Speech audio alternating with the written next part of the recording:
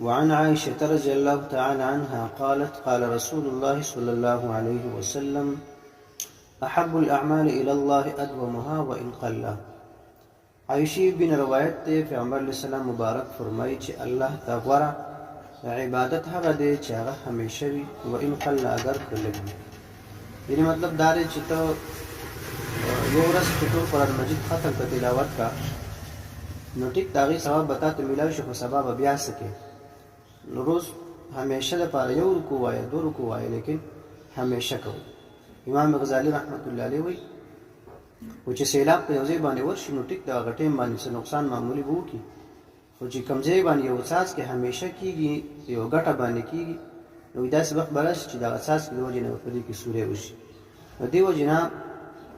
عمل کوئ همیشه کوئ اگر که لږ وي یو رکوع تلاوت همیشه 2 رکعته نفل خو همیشه کوئ.